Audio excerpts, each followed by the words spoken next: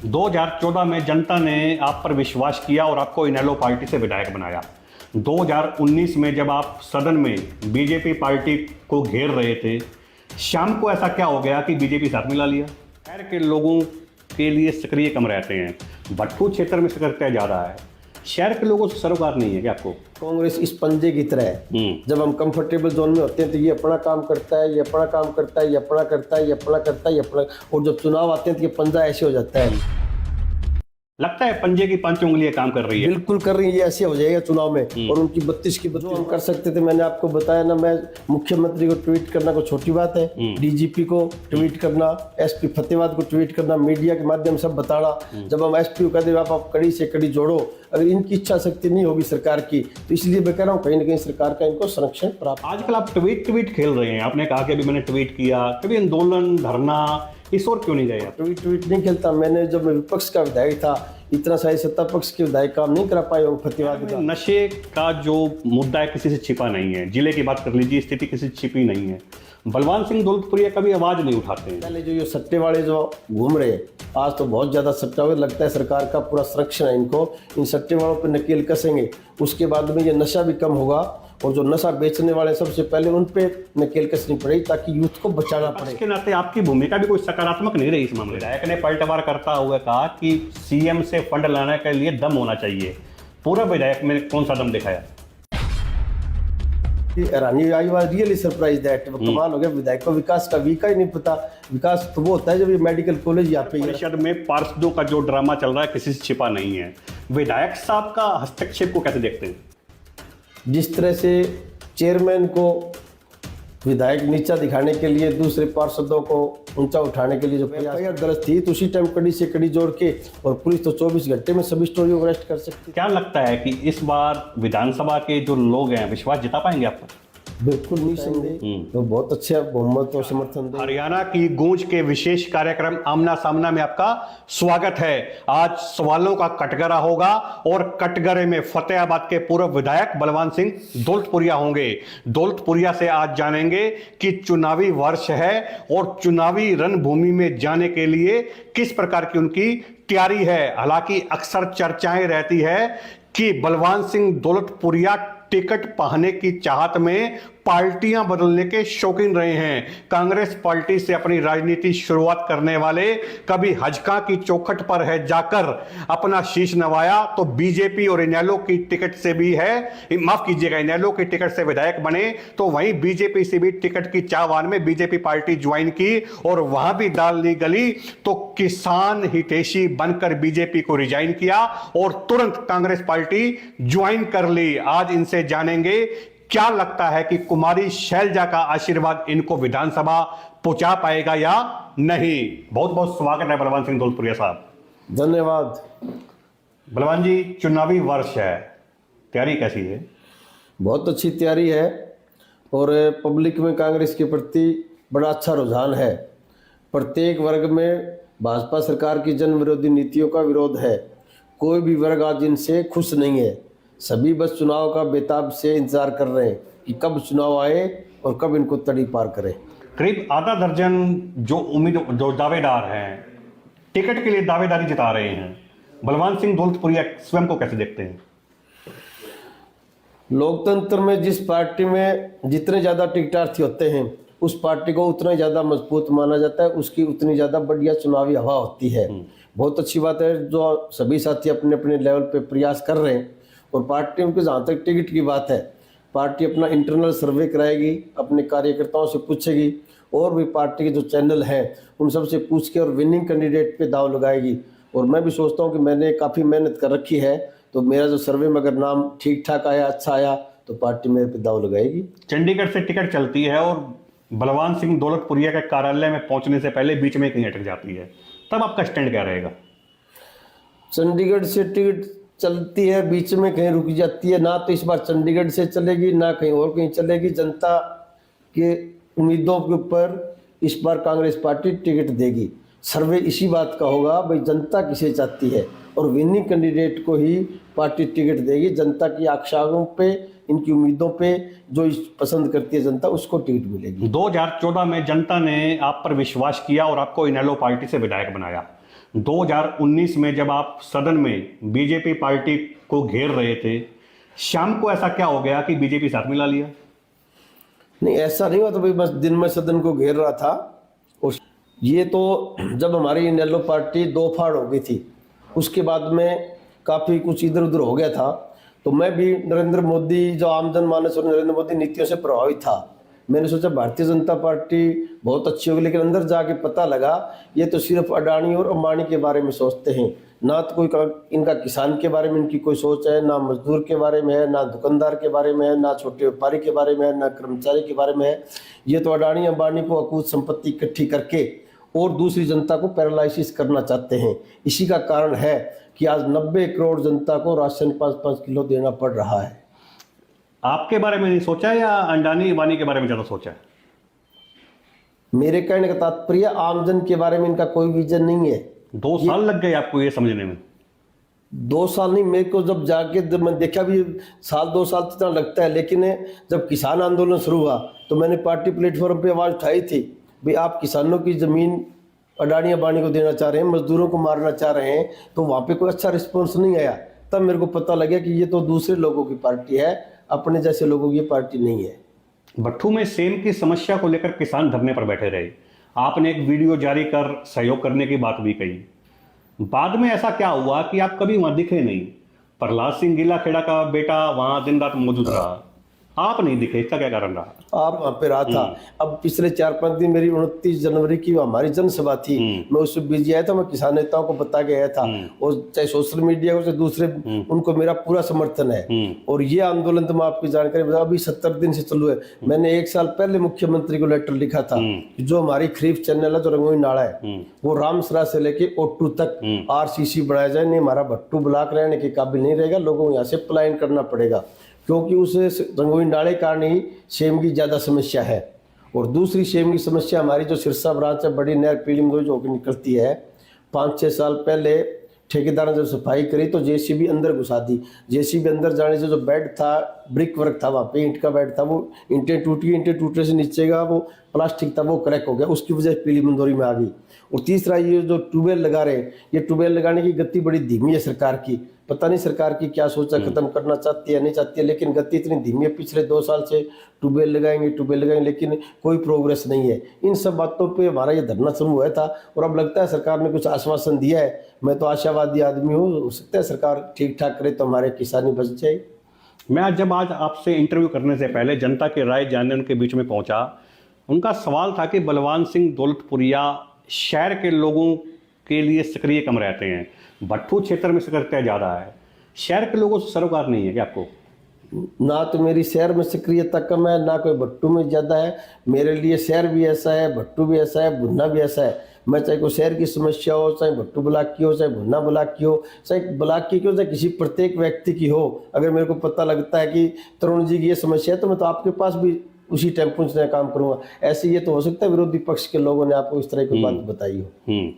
शहर में नशे का जो मुद्दा है किसी से छिपा नहीं है। जिले की बात कर लीजिए, स्थिति किसी से छिपी नहीं है। बलवान सिंह दौलतपुरिया कभी आवाज नहीं उठाते हैं। मैं आपको, ये जो नशा और सट्टा एक दूसरे के पूरक हैं।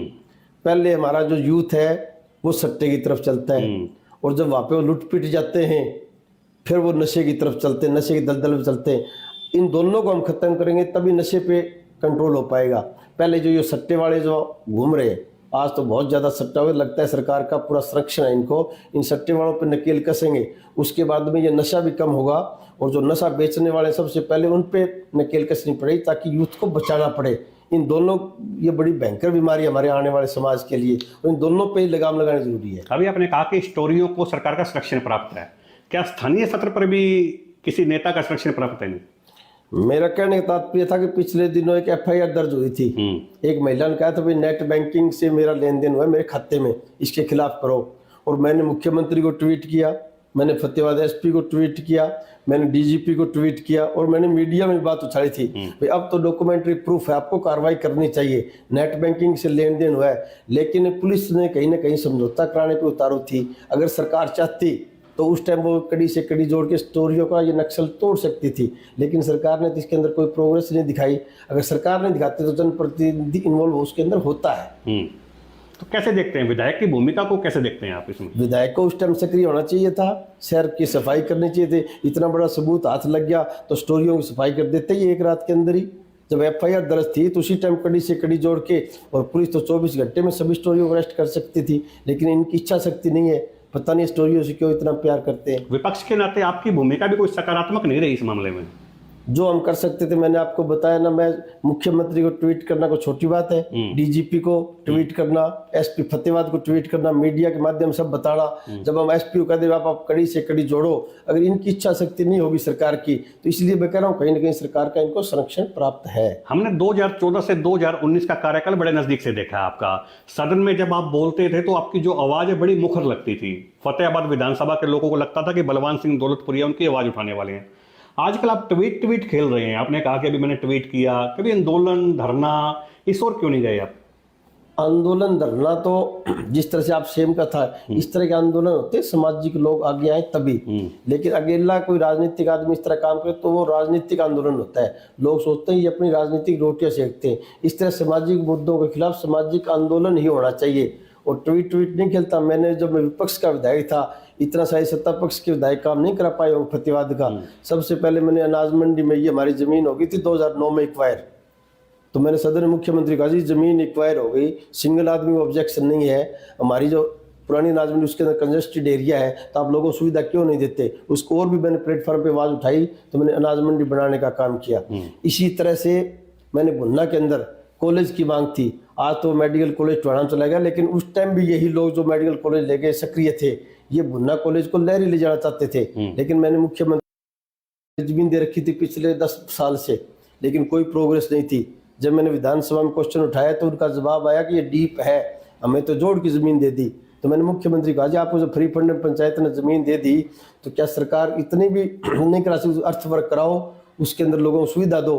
क्योंकि जो हमारा ढांड बड़ा पॉइंट है, इसके उत्तर में फतेहाबाद 17 किलोमीटर है, दक्षिण में आदमपुर 20 किलोमीटर है, इसके पश्चिम में भट्टू 15 किलोमीटर है, और इसके पूर्व में अगरवा 25 किलोमीटर। ये पॉइंट बीच का है। उस पंचायत ने सोच समझ के आपको जमीन दिया, आप वहाँ परचेज सेंटर बनाओ। और भी मैंने प्लेटफार्म पे आवाज़ उठाई, तो वहाँ पे मैंने प्लेटफार्म बनाने का काम किया।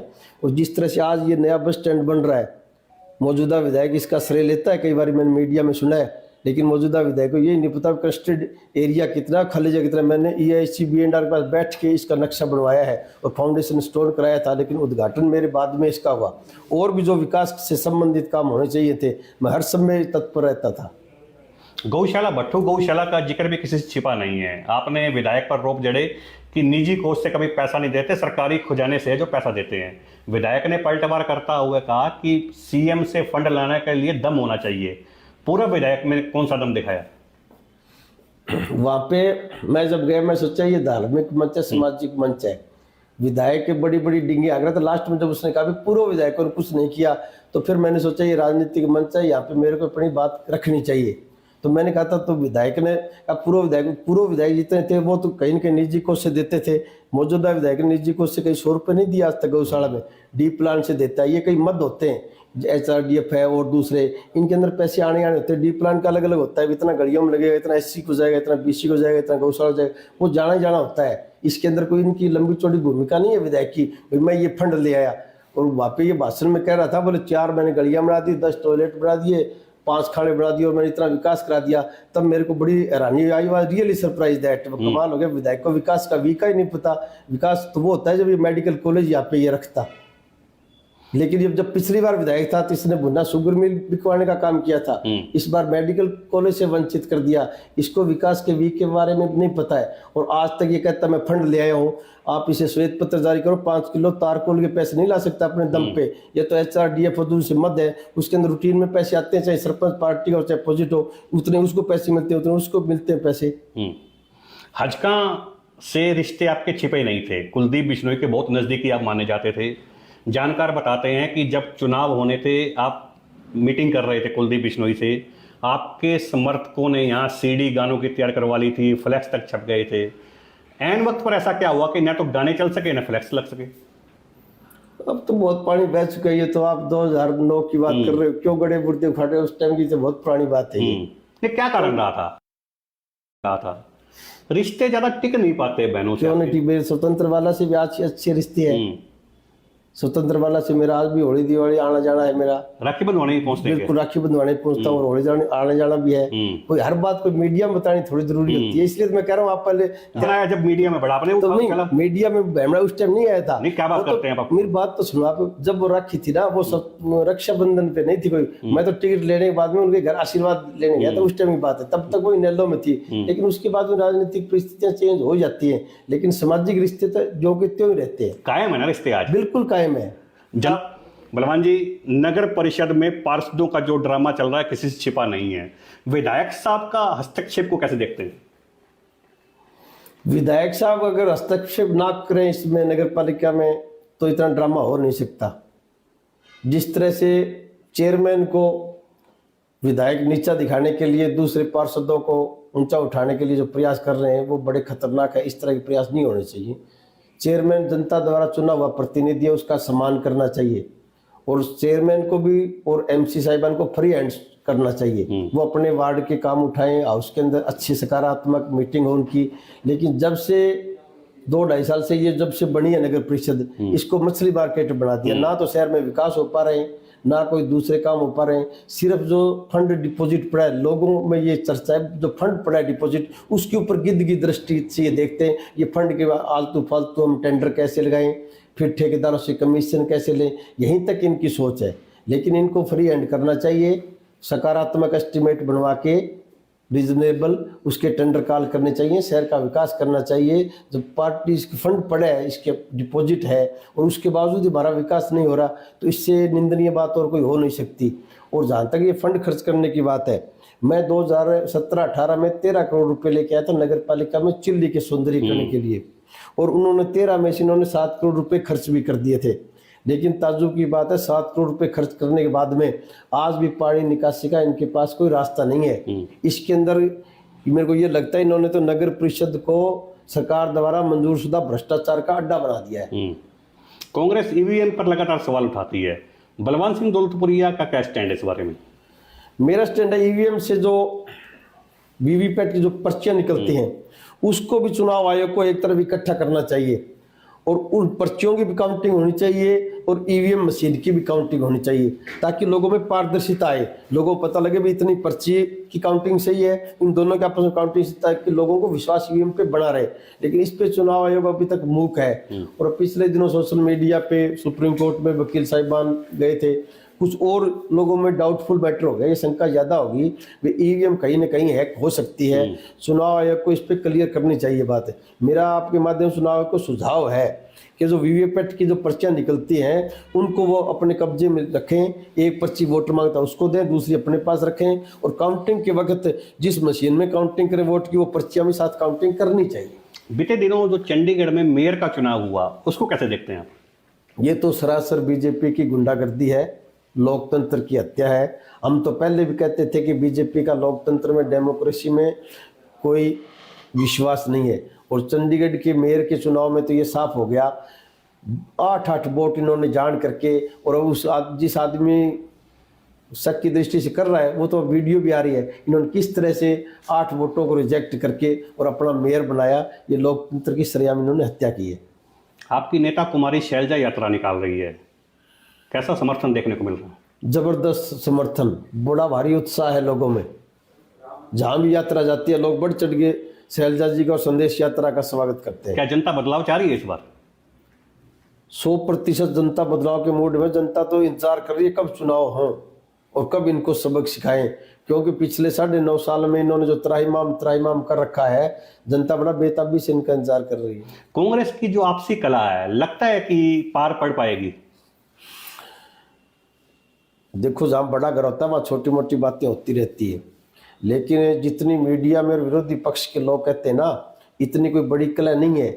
कांग्रेस इस पंजे की तरह है, जब हम कंफर्टेबल जोन में होते हैं तो ये अपना काम करता है, ये अपना काम करता है, ये अपना करता है, ये अपना करता है, ये अपना, और जब चुनाव आते हैं तो ये पंजा ऐसे हो जाता है। फिर ये पंजा किसान का, मजदूर का, व्यापारी का, छोटे दुकानदार का, कर्मचारी का इकट्ठा होके और बीजेपी के जबाड़े पे ऐसा लगेगा इनके 32 के 32 बार आएंगे। लगता है पंजे की 5 उंगलियां काम कर रही है। बिल्कुल कर रही है, ये ऐसे हो जाएगा चुनाव में और उनकी 32 की 32 बार आएंगी बीजेपी की। तो दीपक बावरिया को क्या जरूरत पड़ी कि शैलजा की यात्रा पर सवाल उठाए? शैलजा की यात्रा पे दीपक बावरिया ने सवाल उठाया, ये हमारा पार्टी का इंटरनल मैटर है और पार्टी ने इसको पार्टी प्लेटफॉर्म पे सोलो कर लिया है।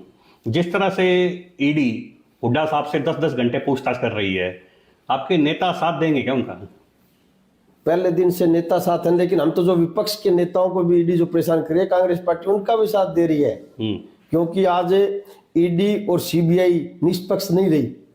बीजेपी में आते ही तो वो बिल्कुल क्लीन हो जाता है आदमी, और जब बाहर होता है तो वो भ्रष्ट होता है। लेकिन ईडी और सीबीआई का ये दुरुपयोग कर रहे हैं ताकि लोग ज्यादा इनके खिलाफ मुखर ना हो।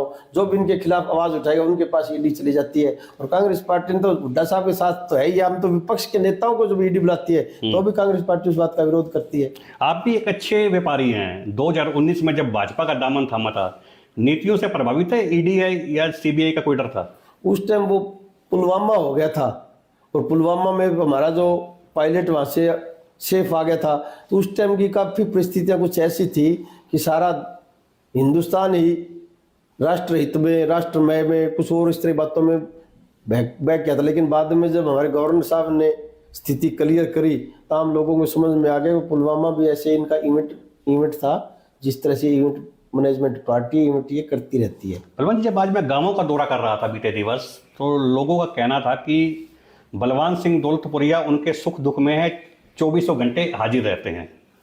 क्या लगता है कि इस बार विधानसभा के जो लोग हैं विश्वास जिता पाएंगे आप पर? बिल्कुल निसंदेह, बिल्कुल जिताएंगे और बहुत अच्छा बहुमत और समर्थन देंगे। जिस तरह से 2014 से 19 के कार्यकाल में आपने विधानसभा के लोगों की आवाज सदन में उठाई, सरकार विपक्ष की थी, आप विपक्ष के विधायक थे, लेकिन आवाज उठाने में कोई कमी आपने नहीं छोड़ी। आवाज में दम तो वही है ना? भी दम भी है, दमदार भी है, सब कुछ वही है। और इस बार जब विधायक बनूंगा तो फतेहाबाद विधानसभा की जो रोड मैप मेरे दिमाग में है आपको बदलता हुआ नजर आएगा। उस टाइम पता लगेगा विकास क्या होता है। आज हमारे विधानसभा में 3 समस्याएं बड़ी भारी हैं। एक तो हमारे फ्लड की चपेट आती है, एक तरफ हमारी सेम है, और दूसरा हमारा फतेहाबाद डिस्ट्रिक्ट के शिक्षा के मामले में निचले पायदान से शुरू होता है। तो जो फ्लड आती है, जो हमारा चिम्मों से जो रंगोई नाला निकलता है, वो भी 600 क्यूसिक का है। मेरी प्लान है कि उसको बढ़ा के 10,000 क्यूसिक का बनाया जाए और उसकी बाउंड्री वाल पक्की की जाए, उसका बेड कच्चा रहे, ताकि इधर रिचार्ज की जरूरत होती है पानी की। और उधर जो मैं कह रहा हूँ रामसरा से लेकर ओट्टू तक आरसीसी बननी चाहिए, सिरसा ब्रांच की मरम्मत अच्छी होनी चाहिए और वो ट्यूबवेल लगने चाहिए और वो 24 घंटे चलने चाहिए, ताकि सेम का भी निदान हो और इधर फ्लड ना आए। और जहाँ तक शिक्षा की बात है, अब मेडिकल कॉलेज तो वहाँ पे चला गया, काफ़ी प्रक्रिया शायद पूरी होगी, इधर नहीं आ पाएगा। लेकिन मेरा प्रयास रहेगा कि एचएयू से संबंधित यहाँ पे एग्रीकल्चर कॉलेज होना चाहिए, क्योंकि आजकल सिद्धि बीए का थोड़ा कम महत्व है। अगर हमारे बच्चे बीएससी एग्रीकल्चर, एमएससी एग्रीकल्चर करेंगे तो उन्हें एग्रीकल्चर डिपार्टमेंट में दूसरी जगह नौकरी लेने में आसानी रहेगी।